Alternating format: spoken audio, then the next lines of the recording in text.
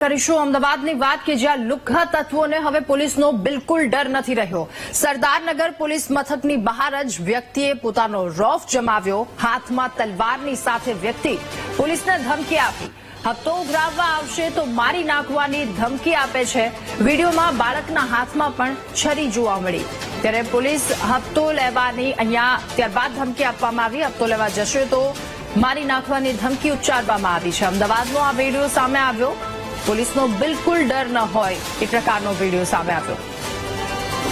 વધુ માહિતી મેળવીશું। સંવાદદાતા દર્શન આપણી સાથે ફોન લાઈન પર જોડાયા છે। દર્શન, અમદાવાદમાં અસામાજિક તત્વો બેફામ, શું વધુ વિગતો?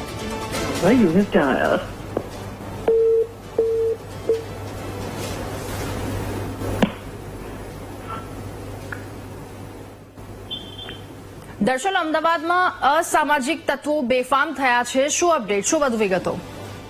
જી રાજા, જે પ્રકારનો આ વિડીયો વાયરલ થયો છે, આ વિડીયોની અંદર સરદારનગર જે પોલીસ સ્ટેશન છે તેના ગેટ પાસેનો વિડીયો છે, જે વિડીયોમાં દેખાઈ આવે છે। અને તેમાં એક વ્યક્તિ પોતાની પાસે તલવાર લઈને અહીંયા ઉભો છે અને બીજો બાળક એક છે તેની આસપાસ એક રામપુરી ચપ્પુ જેવું જે છે તેવો હથિયાર છે।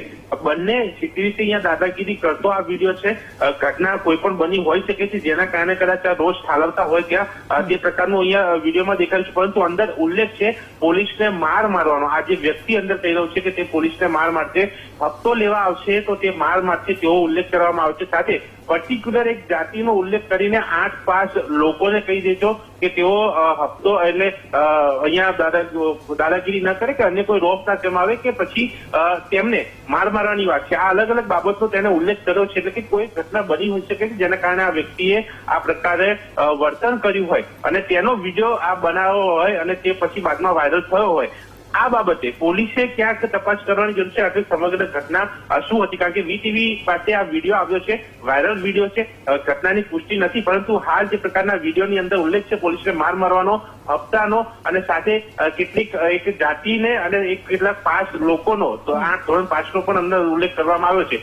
આ અલગ અલગ બાબત છે જે બાબતે તપાસ થવી જરૂરી છે, કારણ કે સીધી રીતે એક આ દાદાગીરી કહી શકાય છે।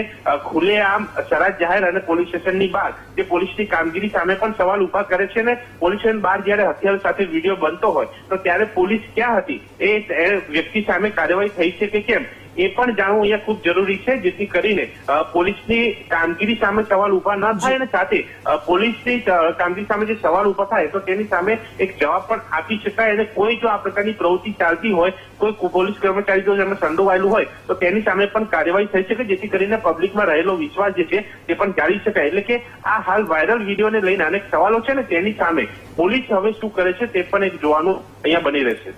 જી દર્શન, આભાર આપનો તમામ વિગતો સાથે જોડાવા બદલ।